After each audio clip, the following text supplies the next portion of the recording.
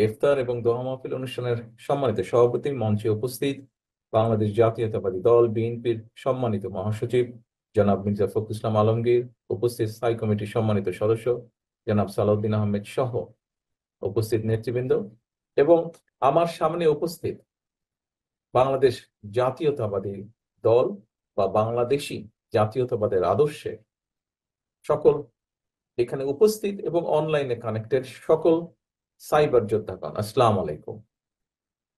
প্রথমেই আমি আমাদের সাইবার যোদ্ধাগণকে আন্তরিকভাবে ধন্যবাদ এবং শুভেচ্ছা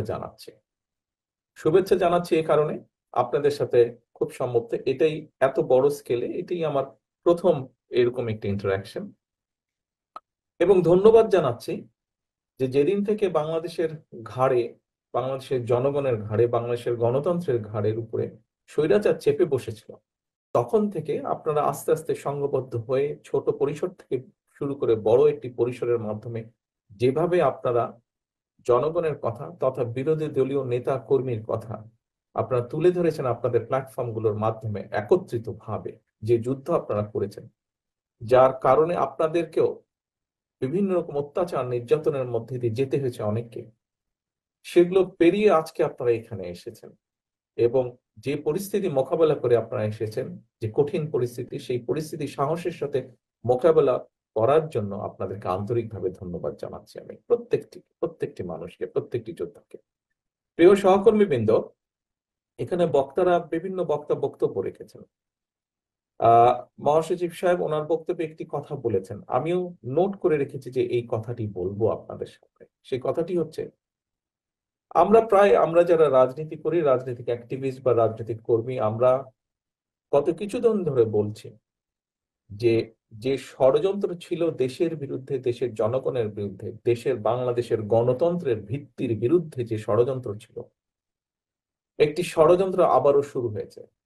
প্রিয় সহকর্মীবৃন্দ, এটি যে শুধু কথার কথা নয়, বা এটি শুধু বক্তব্য রাখার জন্য বলছি না আমরা, বা আমাদের বক্তব্যের প্রতি যাতে মানুষ আকর্ষণ বোধ করে বা আকর্ষিত হয় তার জন্য বলছি না। আসলেও এইরকম একটি ঘটনা ধীরে ধীরে পাক খাচ্ছে, ধীরে ধীরে গড়ে উঠছে একটি ষড়যন্ত্র বিশাল। বাংলাদেশের অস্তিত্ব, সার্বভৌমত্ব, গণতন্ত্রের ভিত্তি, গণতন্ত্র, জাতীয়তাবাদী শক্তি, সকল কিছুর বিরুদ্ধে এরকম একটি ষড়যন্ত্র ধীরে ধীরে গড়ে উঠছে। আপনারা যারা অ্যাক্টিভিস্ট আছেন, নিশ্চয়ই আপনারা এটি অনুধাবন করছেন। সহকর্মীবৃন্দ, আপনারা কাজ শুরু করেছেন, আপনারা যারা যেখান থেকে যেই প্ল্যাটফর্ম থেকে আপনারা কাজ শুরু করে থাকুন না কেন, আপনাদের সামনে একটিই ছিল, আপনাদের মূল যেটা মত পার্থক্য থাকতেই পারে, কিছু কিছু ভিন্নতা থাকতেই পারে।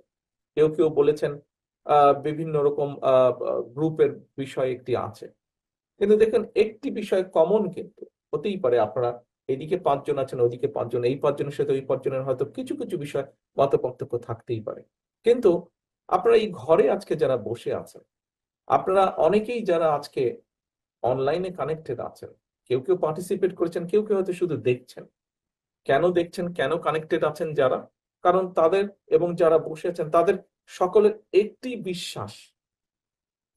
বিশ্বাস, সেটি হচ্ছে বাংলাদেশি জাতীয়তাবাদ। বাংলাদেশি জাতীয়তাবাদ, এটি কিন্তু সকলের কমন বিশ্বাস। এর বাইরে কিন্তু এই মুহূর্তে কেউ নেই এখানে যারা আমরা বসে আছি বা যারা সংযুক্ত আছি আমরা। প্রিয় সহকর্মীবৃন্দ, মূল বিশ্বাস একটি আমাদের, এবং এটি আমাদের কমন প্ল্যাটফর্ম। আপনারা একটি সময় সকল একত্রিত হয়েছিলেন, একটি সময় আপনারা কাজ শুরু করেছিলেন। আমি বাংলাদেশ জাতীয়তাবাদী দলের একজন কর্মী হিসাবে আমার আহ্বান থাকবে আপনাদের কাছে, অনুরোধ থাকবে আপনাদের কাছে, আপনারা যেই প্রেক্ষাপট, যেই পরিস্থিতিতে কাজ শুরু করেছিলেন, এই মুহূর্তে বাংলাদেশ জাতীয়তাবাদী দল তার সকল অনলাইন অ্যাক্টিভিস্টের সহযোগিতা যে কোনো সময় থেকে সবচেয়ে বেশি প্রয়োজন। এখন যে কোনো সময় থেকে এই মুহূর্তে সবচাইতে বেশি প্রয়োজন। নিশ্চয়ই আপনারা খেয়াল করেছেন বিগত কিছুদিন যাবত যত ধীরে ধীরে জিনিসটি তৈরি হয়েছে, যে বাংলাদেশের অধিকাংশ জনগণের সমর্থন, আগামীতে যদি একটি স্বচ্ছ নিরপেক্ষ নির্বাচন হয়, বাংলাদেশের অধিকাংশ ভোটারের সমর্থন এই দল পাওয়ার সম্ভাবনা যত বেশি উজ্জ্বল হয়েছে, তত বেশি দেখেছেন বিএনপিকে মিডিয়া ট্রায়ালের সম্মুখীন করা হচ্ছে। আজকে সকালেও আহ দেশে কয়েকটি পত্রিকায় কিছু ঘটনা দেখলাম। দেখার পরে কেন্দ্রীয় অফিসে আমি যখন খবর দিলাম, তারা চেক ব্যাক করে আমাকে জানালো ঘটনা ঘটেছে একরকম, পত্রিকার পাতায় উপস্থাপন করা হয়েছে আরেক রকম ভাবে। প্রিয় সহকর্মী বৃন্দ, এই বিষয়গুলো আপনারা সুন্দরভাবে, আরো পরিষ্কারভাবে যুক্তিতর্ক দিয়ে আপনারা তুলে ধরতে সক্ষম। অর্থাৎ যেই কথাটি আমি বলতে চাইছি, একটি মহল বা যারা ষড়যন্ত্র করছে বাংলাদেশ জাতীয়তাবাদী দল, বাংলাদেশি জাতীয়তাবাদী শক্তির বিরুদ্ধে, একই সাথে দেশের স্বাধীনতা সার্বভৌমত্বের বিরুদ্ধে, তারা তাদের অবস্থান থেকে তাদের সাথে যে সকল মিডিয়া হাউসের সম্পর্ক আছে তাদের মাধ্যমে ঠিক 111-এর সময় যেভাবে বিএনপিকে মিডিয়া ট্রায়ালের সম্মুখীন করা হয়েছিল, ঠিক একইভাবে এরকম একটি প্রেক্ষাপট ধীরে ধীরে তৈরি করার চেষ্টা তারা করছে। আপনারা যেমন সেই সময় জনগণের কথা, স্বৈরাচারের সময় জনগণের কথা, বাংলাদেশ জাতীয়তাবাদী দলের কথা আপনারা যেমন জনগণের কাছে পৌঁছে দিয়েছিলেন, আজও আবার আপনাদেরকে সেই কাজটি করার প্রয়োজনীয়তা যে কোনো সময় থেকে বেশি। এবং এইটি আপনারা মনে হয় করতে পারবেন একমাত্র আমরা যদি সকলে ঐক্যবদ্ধ থাকি। এবং এই কাজটি শুধু আপনারা করতেই পারবেন না, আমি দৃঢ়ভাবে বিশ্বাস করি এই কাজটি সবচেয়ে সুন্দরভাবে, সবচেয়ে সঠিকভাবে আপনারাই করতে পারবেন, আপনাদের পক্ষেই করা সম্ভব। এখানে একজন বক্তা বলেছেন নতুন ভোটার যারা, উনি একটি সংখ্যা বলেছেন এবার 45% হতে পারে টোটাল ভোটার, যে এরা কি তাদের কি চিন্তা ভাবনা, এইগুলো আমরা এখনো সঠিক জানি না। আমি তো মনে করি এই যারা নতুন ভোটার, এদের কাছে যুক্তি তর্ক সকল কিছু দিয়ে আপনারা তাদেরকে মোটিভেট করতে সক্ষম। আমি এটা দৃঢ়ভাবে বিশ্বাস করি। আপনারা যারা আমাদের জাতীয়তাবাদী শক্তির অনলাইন অ্যাক্টিভিস্ট আছেন, দেখুন, খুব এক বাক্যে যদি বলতে হয়, দেশ স্বাধীনের পর থেকে এই মুহূর্ত পর্যন্ত বাংলাদেশে সংস্কার বলতে অথবা মানুষের এবং দেশের জন্য ভালো কিছু বলতে, সেটি আপনি স্বাস্থ্য খাত বলুন, সেটি আপনি কৃষি খাত বলুন, খাদ্য উৎপাদন বলুন, শিক্ষা বলুন, ইন্ডাস্ট্রি বলুন, আমরা বেকার কর্মসংস্থান বলুন, বিদেশে কর্মসংস্থান বলুন, আমরা যেভাবেই যেটি বলি না কেন, লোকাল গভর্নমেন্টকে শক্তিশালীকরণ বলুন, প্রত্যেকটি ফ্যাক্টস অ্যান্ড ফিগার ডাটা দিয়ে প্রমাণ করে দিয়ে দেওয়া যাবে যে বাংলাদেশ জাতীয়তাবাদী দল যতবার জনগণের সমর্থনে দেশ পরিচালনার সুযোগ পেয়েছে, এই সকল প্রত্যেকটি বিষয় বাংলাদেশ জাতীয়তাবাদী দল তথা বিএনপি সবচেয়ে বেশি অবদান রাখতে সক্ষম হয়েছে। হতে পারে আরো কিছু করার হয়তো আমাদের ছিল, আমরা করতে পারিনি, সেটি আমাদের লিমিটেশন। কিন্তু এই মুহূর্ত পর্যন্ত বাংলাদেশের প্রায় প্রতিটি সেক্টর, যেই সেক্টর গুলোর পরিবর্তন হলে, উন্নতি হলে জনগণের ভাগ্যের উন্নতি হয়, দেশের ভাগ্যের পরিবর্তন হয়, দেশকে এগিয়ে যাওয়া বলে, এরকম প্রত্যেকটি কাজ সবচাইতে বেশি বিএনপি করেছে। যুক্তি তর্ক দিয়ে এগুলো আমরা উপস্থাপন করে দিতে পারি। কাজেই এই যারা নতুন ভোটার, দেখুন আমরা 31 দফা দিয়েছি, একটু আগে আমরা 31 দফার একটি সংক্ষিপ্ত ডকুমেন্টারি দেখলাম। 31 দফা আমরা দিয়েছি, আপনারা অনলাইন অ্যাক্টিভিস্ট, আপনারা দেখছেন, জানছেন, বাংলাদেশের মানুষে দেখছে, জানছে পুরো জিনিসটা। এই মুহূর্তে বিএনপি বাংলাদেশ জাতীয়তাবাদী দলের মাধ্যমেই এবং বাংলাদেশ জাতীয়তাবাদী দলই আগামী দিনে কি ভাবে দেশকে সামনে এগিয়ে নিতে পারে তার একটি সঠিক দিক নির্দেশনা বা একটি সঠিক ডাইরেকশন একমাত্র বিএনপি দিয়েছে। আর কি কোনো রাজনৈতিক দল দিয়েছে? আর তো কোনো রাজনৈতিক দল দেয়নি। তারা বক্তৃতা, বিবৃতি, বিভিন্ন কথাবার্তার মধ্যে তারা আছে। একটি কথা ডকুমেন্টারিতে একটি কথা বলেছে, একটি ডায়লগ বলেছে, আমি ডায়লগটা লিখে রেখেছি, আমার কাছে খুব ভালো লেগেছে ডায়লগটি। রাজনীতি জনগণের জন্য হলে অবশ্যই নির্বাচনও জনগণের জন্যই হতে হবে। অর্থাৎ জনগণ যেই নির্বাচনে সরাসরি ভোট দিয়ে তার মতামত দিতে পারবে, সেই নির্বাচনের পক্ষেই বিএনপি। প্রিয় সহকর্মীবৃন্দ, আপনারা অ্যাক্টিভিস্ট, আপনারা স্বাভাবিক কারণে যেহেতু আপনারা অ্যাক্টিভিস্ট, স্বাভাবিকভাবে পৃথিবীর সব দেশের কম বেশি আপনারা খবরাখবর রাখছেন, দেখছেন কি হচ্ছে না হচ্ছে। একটি কথা তো পরিষ্কার, এই মুহূর্ত পর্যন্ত স্বৈরাচারের আমল থেকে শুরু করে এই মুহূর্ত পর্যন্ত বাংলাদেশের জনগণের কাছে জবাবদিহিতার কোনো সরকার নেই। খুব সিম্পলি যদি আমরা বুঝি, যে কোনো জিনিসের যদি বেটারমেন্ট করতে হয়, একটি জিনিসকে যদি ডিসিপ্লিন ওয়েতে নিতে হয়, একটি জিনিসকে যদি সামনের দিকে ভালোর দিকে এগিয়ে নিতে হয়, অবশ্যই জবাবদিহিতা থাকতে হবে। দেশের উন্নয়ন, জনগণের উন্নয়ন, যেভাবেই বলি না কেন, জবাবদিহিতা থাকতে হবে।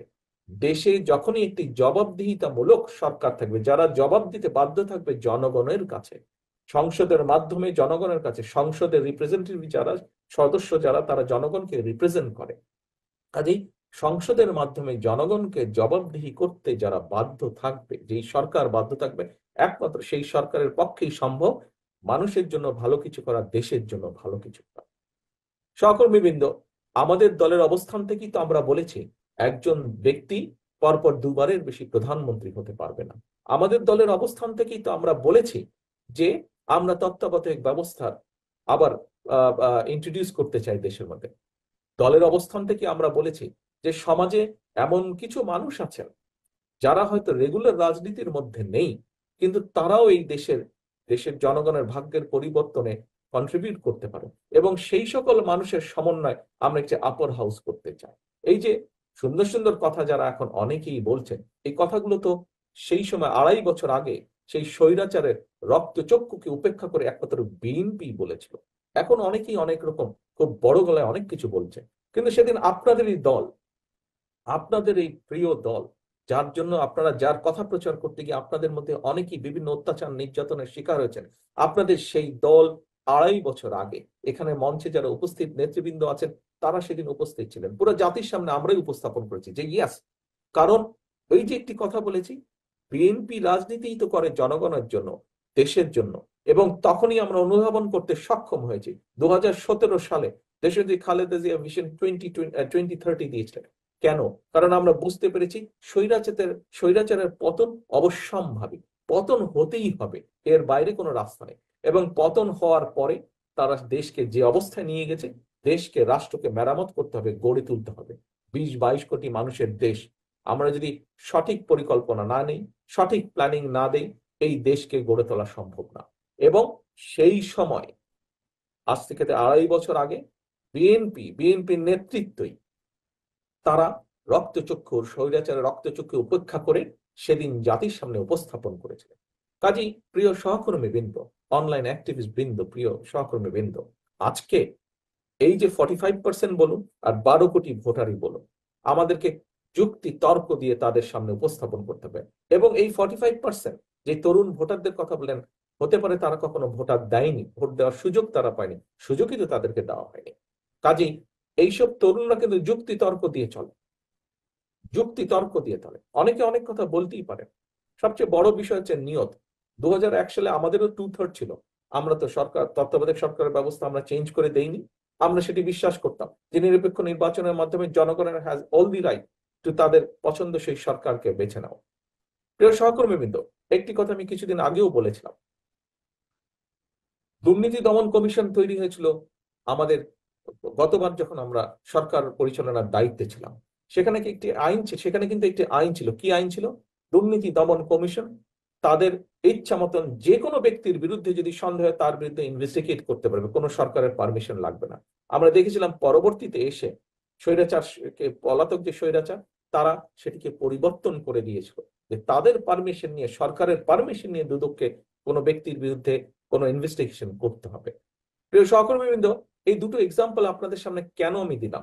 এক্সাম্পল দুটো, আরো অনেক এক্সাম্পল আছে, সময় কম, আমি দুটো এক্সাম্পল আপনাকে দিলাম। দুটো এক্সাম্পল দিয়ে আমি আপনাদের সামনে তুলে ধরতে চাইলাম, ইট ইজ ইন্টেনশন। বিএনপি যদি স্বৈরাচারের মতন তার নিয়ত খারাপ থাকতো, তাহলে 2/3 মেজরিটি আমাদের ছিল। পরবর্তীতে আমরা দেখেছি 2008 সালে ষড়যন্ত্র নির্বাচনের মাধ্যমে 2/3 মেজরিটি তাদেরকে দেওয়া হয়েছিল।